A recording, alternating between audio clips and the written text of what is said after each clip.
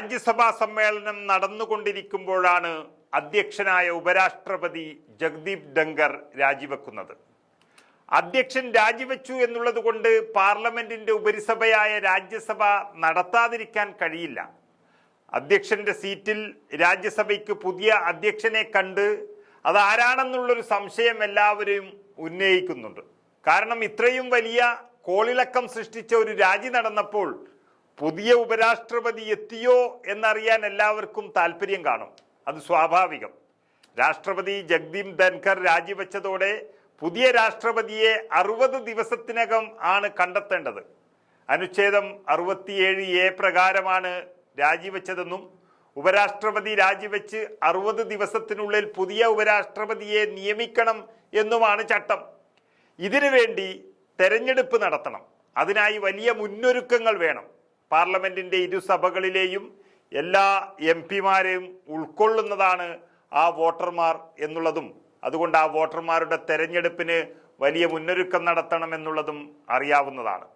എന്നാൽ ഭരണഘടന അനുസരിച്ച് ഉപരാഷ്ട്രപതി സ്ഥാനത്ത് ഒഴിവ് വന്നാൽ രാജ്യസഭയുടെ ഡെപ്യൂട്ടി ചെയർമാൻ ആ ഉപരിസഭയുടെ ആക്ടിംഗ് ചെയർപേഴ്സണായി ചുമതലയേൽക്കണം.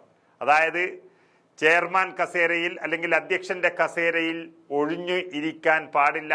അവിടെ ഡെപ്യൂട്ടി ചെയർമാൻ എത്തണം എന്നുള്ളതാണ്.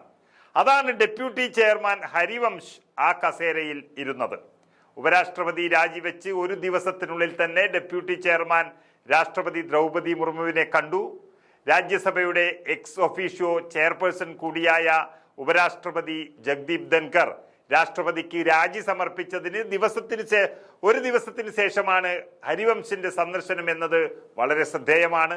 ഹരിവംശ് രാഷ്ട്രപതിയെ സന്ദർശിച്ചതിന്റെ ചിത്രം രാഷ്ട്രപതി ഭവന്റെ ഔദ്യോഗിക എക്സ് അക്കൗണ്ടിലെ ഉടനെ തന്നെയാണ് പങ്കുവച്ചതും. 2022 ഓഗസ്റ്റിൽ അധികാരമേറ്റ 74 വയസ്സുകാരനായ ജഗ്ദീപ് ധൻഖറിന് 2027 ഓഗസ്റ്റ് വരെ കാലാവധി ഉണ്ടായിരുന്നു എന്നിരിക്കെയാണ് അദ്ദേഹം പൊടുന്നനെ രാജി സമർപ്പിച്ചത്. പാർലമെന്റിന്റെ മൺസൂൺ സമ്മേളനത്തിന്റെ ആദ്യ ദിവസം തന്നെ ധൻഖറിന്റെ പെട്ടെന്നുള്ള രാജി എത്തിയതും ഈ രാജ്യം തന്നെ ഞെട്ടിത്തരിക്കുകയും ചെയ്തു. അതുകൊണ്ട് തന്നെ പിന്നീട് രാജ്യസഭയിൽ നടന്ന സമ്മേളനത്തിൽ തീർച്ചയായും ഒരു അധ്യക്ഷൻ വേണം. അത് ഹരിവംശാണ് അധ്യക്ഷത വഹിച്ചത്. ഡെപ്യൂട്ടി ചെയർമാനായ ഹരിവംശ് ബീഹാറിൽ നിന്നുള്ള JDUവിന്റെ രാജ്യസഭാ MP ആണ്. ഉപരാഷ്ട്രപതി സ്ഥാനം JDUവിന് തന്നെ നൽകുമെന്നൊരു വാർത്തകൾ ഈ രാജ്യത്ത് നിറഞ്ഞു നിൽക്കുമ്പോൾ ആണ് ഹരിവംശ് രാഷ്ട്രപതിയെ സന്ദർശിക്കുന്നു എന്ന വാർത്ത വരുന്നത്. അത് മറ്റൊരു അഭ്യൂഹം പരത്തി രാജ്യത്ത്. JDUവിന്റെ എല്ലാമായ നിതീഷ് കുമാറിനെ ഉപരാഷ്ട്രപതിയാക്കുമെന്ന് പറഞ്ഞുകൊണ്ടിരിക്കുമ്പോൾ അതേ പാർട്ടിയിൽപ്പെട്ട മറ്റൊരു MP രാഷ്ട്രപതിയെ തന്നെ പോയി കാണുകയും പൂച്ചണ്ട് കൈമാറുകയും ഒക്കെ ചെയ്തത് പലരും മറ്റൊരർത്ഥത്തിൽ കണ്ടു. നിതീഷ് കുമാറിന് പകരം JDUവിന്റെ തന്നെ ഠാക്കൂറിനെയും പരിഗണിക്കുന്നുണ്ട് എന്ന വാർത്തകൾ വരുന്നുണ്ട്. ഉപരാഷ്ട്രപതിയും രാജ്യസഭാ അധ്യക്ഷ സ്ഥാനവും എല്ലാം JDUവിന് എന്ന പാർട്ടിയെ ചുറ്റിപ്പറ്റി തന്നെ നിൽക്കുന്നതിൽ പ്രധാനമായും ചില ഉദ്ദേശങ്ങളുണ്ട് എന്നാണ് വ്യക്തമാകുന്നത്. അതായത് ലോകസഭയിൽ കേവല ഭൂരിപക്ഷം പോലും ഇല്ലാത്ത മോദി സർക്കാരിനെ താങ്ങി നിർത്തിയത് പ്രധാനമായും JDUവിന്റെ 12 MP-മാരാണ്.